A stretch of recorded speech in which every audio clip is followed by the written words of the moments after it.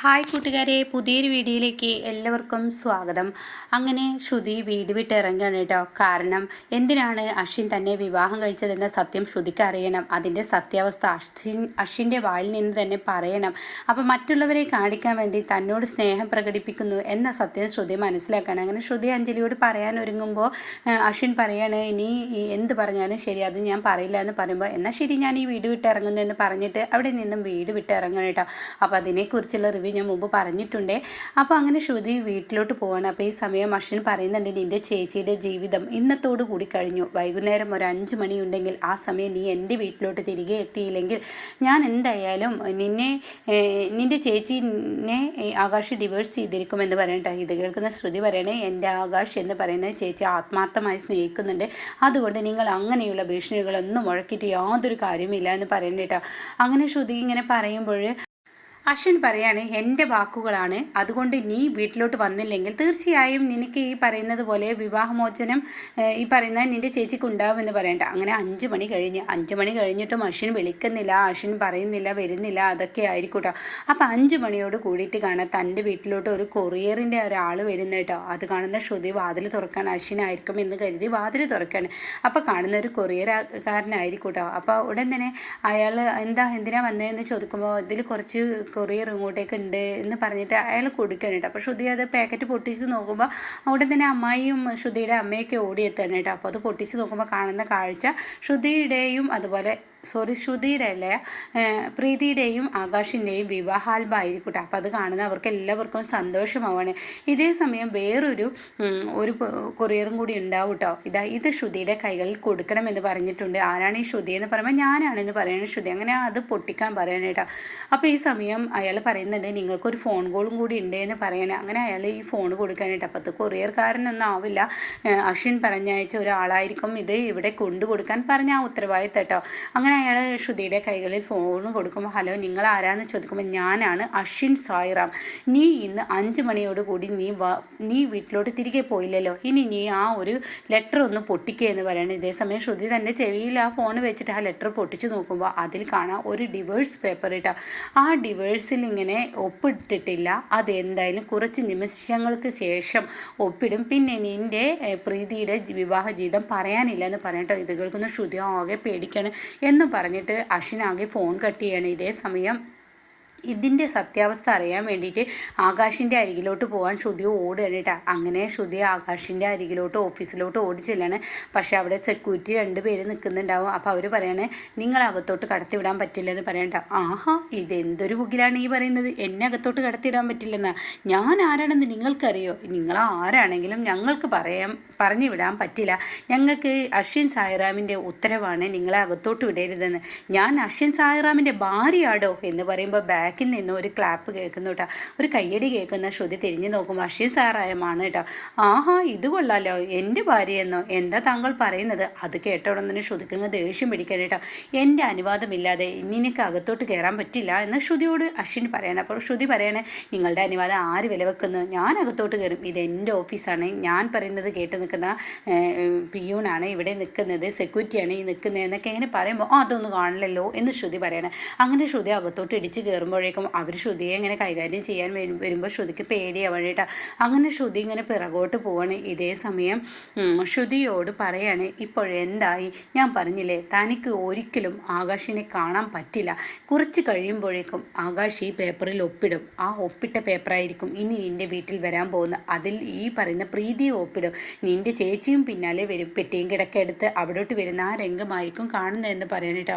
അപ്പോൾ ശ്രുതി പറയണേ, പണമുണ്ടെന്ന് കരുതിയിട്ട് മറ്റുള്ളവരെ വിലക്ക് വാങ്ങുക എന്ന് നിങ്ങൾ കരുതിയിട്ടുണ്ടെങ്കിൽ അതൊരിക്കലും നടക്കില്ല. എൻ്റെ മാനം പോലും നിങ്ങൾ വിലക്ക് വാങ്ങുകയാണ് ചെയ്യുന്നത്. ഞാനൊരു പെണ്ണാണ്, എനിക്ക് എൻ്റെ മാനം, അഭിമാനം ഇതെല്ലാം നഷ്ടപ്പെട്ടു. എനിക്ക് എൻ്റെ ബന്ധുക്കൾ, എൻ്റെ വീട്ടുകാർ, മറ്റുള്ളവരുടെയൊക്കെ ഇടയിൽ ഞാനൊരു പ്രതിയായാണ് നിൽക്കുന്നത്. നിങ്ങൾക്ക് നല്ല രീതിയിൽ എന്നെ കല്യാണം കഴിക്കാമായിരുന്നു. 6 മാസത്തെ എഗ്രിമെൻറ്റോട് കൂടി നിങ്ങൾ കല്യാണം കഴിച്ചിട്ടുണ്ടെങ്കിൽ അതിലൊരു നിഗൂഢതയുണ്ട്. ആ നിഗൂഢതയാണ് നിങ്ങളോട് ഞാൻ ചോദിച്ചത്. അതെനിക്ക് പറയാൻ മനസ്സില്ല, അതുകൊണ്ട് തന്നെയാണ് ഞാൻ വിവാഹം കഴിച്ചത്. അതെന്തോ ആയിക്കോട്ടെ, ഞാൻ പറഞ്ഞു നീ ഇപ്പോൾ വീട്ടിലോട്ട് പോകണം, സത്യങ്ങളൊന്നും ആരോടും തുറന്ന് പറയരുത്, ഞാനും നീയും മറ്റുള്ളവർക്ക് മുന്നിൽ നല്ല സന്തോഷവതിയായ ഭാര്യ ഭർത്താക്കന്മാരായി ജീവിക്കും, അത്ര തന്നെ എന്ന് പറയട്ടോ.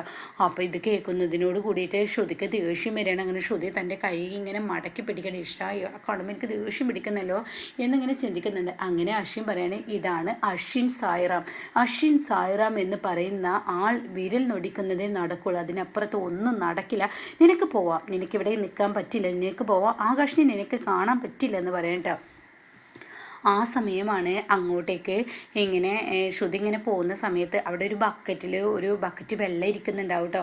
അപ്പോൾ ശ്രുതിക്ക് അങ്ങ് ദേഷ്യം പിടിക്കണം. ആ ബക്കറ്റിലെ വെള്ളം മുഴുവൻ അശ്വിൻ്റെ മുഖത്തോട്ട് അങ്ങ് ഒഴിക്കണം കേട്ടോ. നിങ്ങൾ എന്താ എന്നെക്കുറിച്ച് കരുതിയിരിക്കുന്നത്? നിങ്ങളോട് എനിക്ക് ക്യാഷിൻ്റെ ആ ഒരു ഇതിൽ എനിക്ക് പെരുമാറാൻ കഴിയില്ലായിരിക്കും, പക്ഷെ ശ്രുതിക്കുണ്ട് മാനവും അഭിമാനവും ഒക്കെ ശ്രുതിക്കുണ്ട്. നിങ്ങൾ പറയുന്നത് പോലെ നടക്കാൻ എനിക്ക് പറ്റില്ല, ആകാശിനെ കാണാൻ പറ്റില്ലെങ്കിൽ നിങ്ങളുടെ മുഖത്തോട്ട് ഈ വെള്ളം ഒഴിക്കാൻ എനിക്ക് കഴിയുള്ളൂ എന്ന് പറഞ്ഞിട്ട് ശ്രുതി അശ്വിൻ്റെ മുഖത്തോട്ട് ആ വെള്ളം അങ്ങ് ഒഴിക്കാൻ കേട്ടോ. ഇതേ സമയം അശ്വിൻ അങ്ങ് ദേഷ്യം പിടിക്കുകയാണ്. അശ്വിന് തൻ്റെ കൈകൾ ഇങ്ങനെ മടക്കി പിടിക്കുകയാണ്. കാരണം ആ കണ്ട സ്റ്റാഫുകൾക്കിടയിൽ വെച്ചിട്ട് തന്നെ ഈ ജാതി കോലത്തിൽ കാട്ടിയത് കാണുമ്പോൾ അശ്വിന് സഹിക്കില്ല. അങ്ങനെ അശ്വിൻ തിരിഞ്ഞ് നോക്കുമ്പോൾ അപ്പുറത്ത് കാണാൻ ഒരു ബക്കറ്റ് വെള്ളം ഇരിക്കുന്നത്. ആ വെള്ളം എടുത്തിട്ട് ശ്രുതിയുടെയും ദേഹത്തോട്ട് അങ്ങ് ഒഴിക്കാൻ കേട്ടോ.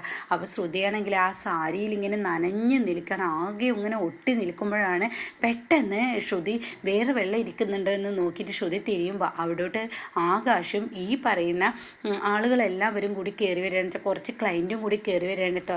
അപ്പോൾ അവരിങ്ങനെ ശ്രുതിയെയും അശ്വിനെയും ഇങ്ങനെ നോക്കുകയാണ്. അപ്പോൾ അശ്വിൻ ഇങ്ങനെ നാണത്തോട് കൂടി നിൽക്കുകയാണ്. അപ്പോൾ ശ്രുതി ഇങ്ങനെ സാരി നനഞ്ഞിട്ട് ഇങ്ങനെ നോട്ടി നിൽക്കുമ്പോൾ ശ്രുതി ഇങ്ങനെ നിൽക്കുമ്പോൾ ഞങ്ങളുടെ കുസൃതിയാണെങ്കിൽ ചെടി നടക്കുന്ന ഇടയിൽ വീണതാണ് എന്നിങ്ങനെ അശ്വിൻ പറയാനായിട്ടാ. അപ്പോൾ ഇത് കേട്ട ഉടൻ തന്നെ അവിടെ അവർ പറയണേ, ഞങ്ങൾ ക്ലൈൻ്റാണ്, ഞങ്ങൾ മീറ്റിംഗ് ഉണ്ടല്ലോ, നമുക്ക് ഇന്ന് ഒരു മീറ്റിംഗ് ഉണ്ടല്ലോ എന്ന് പറയുമ്പോൾ നിങ്ങൾ ആ കേബിനിലോട്ട് ഇരുന്നോളൂ, ഞങ്ങൾ അങ്ങോട്ടേക്ക് വരാമെന്ന് പറയുമ്പോൾ ആകാശ് പിറകിൽ കാണാനായിട്ട് ആകാശിനെ കാണുന്ന ശ്രുതി ആകാശിനോട് പറയണേ, ആകാശ് നിന്നോട് എനിക്ക് കാര്യമായ ഒരു കാര്യം സംസാരിക്കാനുണ്ട്, ആകാശ് ഒന്ന് എൻ്റെ കൂടെ വരുമോ എന്ന് ചോദിക്കുമ്പോൾ ആകാശ് എന്താ ശ്രുതി ഇങ്ങനെ നനഞ്ഞൊട്ടിയിരിക്കുന്നത്, എന്താ പ്രശ്നം എന്ന് ചോദിക്കുമ്പോൾ ഒരു പ്രശ്നമുണ്ട് ആകാശ്, നീ എൻ്റെ കൂടെ വാ എന്ന് പറയട്ടോ. ഇതേ സമയം അവിടെ അശ്വിൻ ഇങ്ങനെ ചിരിച്ചും കൊണ്ട് നിന്നിട്ട് അശ്വിൻ പറയണേ, അതെ ആകാശ്, അവിടെ ക്ലയൻറ്റ് ഇരിപ്പുണ്ട്, ആര് വന്നാലും അവരെ സ്വീകരിക്കാം, ശ്രുതി ഇവിടെ ഉണ്ടാവുന്ന ആളാണ്, നീ ആദ്യം ക്ലയൻറ്റിനെ കൈകാര്യം ചെയ്യൂ, ആ മീറ്റിങ്ങിനുള്ള ഏർപ്പാടുകൾ ചെയ്യൂ, ഞാൻ ഇപ്പോഴും എത്താമെന്ന് പറയാൻ കേട്ടോ. ഇതേ സമയം ആകാശ് നീ പോവല്ലേ എന്ന് ശ്രുതി പറയുന്നുണ്ട്. പക്ഷേ ശ്രുതി പറയണേ, ഞാൻ കുറച്ച് കഴിയുമ്പോഴേക്കും ശ്രുതി ഞാനിവിടെ വരും, അപ്പം എന്താ വെച്ചാൽ നീ എന്നോട് സംസാരിച്ചോ, ഞാൻ ഇപ്പോൾ വരാം എന്ന് പറഞ്ഞിട്ട് ശ്രുതി അങ്ങ് പോവാണ് കേട്ടോ. ഇതേ സമയം ആകാശ് അങ്ങ് പോവാണ് കേട്ടോ. ഇതേ സമയം ശ്രുതിയാണെങ്കിൽ എല്ലാവർക്കും മുന്നിൽ നാണം കെട്ട് നിൽക്കുകയാണ്.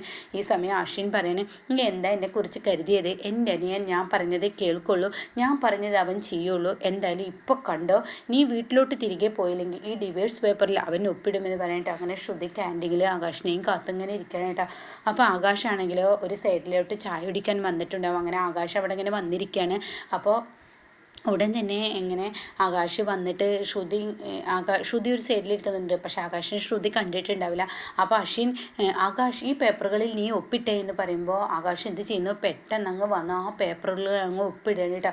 ഇത് കാണുന്ന ശ്രുതി ഓടി വരികയാണ്, ആകാശ് നീ എന്താണ് ഈ ചെയ്യുന്നത് എന്ന് പറഞ്ഞിട്ട് ആ പേപ്പർ അങ്ങ് കീറി കളയാൻ നോക്കുന്ന സമയത്ത് അവിടെ അശ്വിൻ പറയുന്നത്, താൻ എന്താ ഈ കാണിക്കുന്നത്, ക്ലയൻറ്റിന് ഒപ്പിട്ട് കൊടുക്കേണ്ട പേപ്പറാണ്, ശ്രുതി നീ എന്താ ഈ കാണിക്കുന്നതെന്ന് പറയുമ്പോൾ ശ്രുതി ആ പേപ്പറിൽ നോക്കുമ്പോൾ അത് ഡിവേഴ്സ് പേപ്പർ ആവില്ല കേട്ടോ, അത് ഈ പറയുന്ന ക്ലയൻറ്റിന് ഒപ്പിട്ട് കൊടുക്കുന്ന പേപ്പറായിരിക്കും. അപ്പോൾ ഈ സമയം ശ്രുതിയാണെങ്കിലോ ഒരു നിമിഷത്തേക്ക് പേടിച്ചു, അശ്വിൻ കൊടുക്കുന്ന പേപ്പർ ഡിവേഴ്സ് പേപ്പറാണ്, തൻ്റെ ചേച്ചിയെ ഡിവേഴ്സ് ചെയ്യാനുള്ള ആ പരിപാടിയാണെന്ന് പേടിച്ചിട്ട് ശ്രുതി പെട്ടെന്ന് വന്നിട്ട് പേപ്പർ കീറാൻ നോക്കിയത് കേട്ടോ. അപ്പോൾ ശ്രുതിയോട് അശ്വിൻ പറയണേ, ഇത്രയേ ഉള്ളൂ, ഞാൻ എന്ത് പറഞ്ഞോ ആ പേപ്പർ എന്തെന്ന് പോലും നോക്കാതെ അവൻ ഒപ്പിടാൻ ഒരുങ്ങിയത് കണ്ടില്ലേ, നീ വീട്ടിലോട്ട് തിരികെ പോയില്ലെങ്കിൽ നിൻ്റെ ചേച്ചിയുടെ ജീവിതം നിൻ്റെ ജീവിതവും നീ കാരണം നിൻ്റെ ചേച്ചിയുടെ ജീവിതം തകർന്നെന്ന് പറഞ്ഞ് നിൻ്റെ അമ്മയും നിൻ്റെ അച്ഛനും ഒക്കെ നിന്നെ അടിച്ചു കൊല്ലും, അതിലും നല്ലത് ഞാൻ പറയുന്ന എഗ്രിമെൻറ്റോട് കൂടി നീ എൻ്റെ ഒപ്പം നിൽക്കണമെന്ന് പറയാനായിട്ടാണ്. അപ്പോൾ ഇവരുടെ ഓരോ ദിവസവും ഓരോ കുസൃതികളാണ്, പക്ഷെ അതിനിടയ്ക്ക് സ്നേഹവും വരുന്നുണ്ട്. ആ സ്നേഹം മറ്റുള്ളവരെ കാണിക്കാനായിരിക്കും, പക്ഷെ അറിയാതെ അശ്വിൻ അങ്ങ് ആ ഉള്ളിൽ ഒളിപ്പിച്ച് വെച്ചിരിക്കുന്ന ആ സ്നേഹം പുറത്തോട്ട് വരുന്ന കിടുക്കൻ സീനൊക്കെയാണ് കേട്ടോ വരാനിരിക്കുന്നത്. അപ്പോൾ ഇതുപോലെ അപ്കമിങ് റിവ്യൂസ് കേൾക്കാൻ താല്പര്യമുള്ളവർ ചാനൽ സബ്സ്ക്രൈബ് ചെയ്ത് സപ്പോർട്ട് ചെയ്യണേ.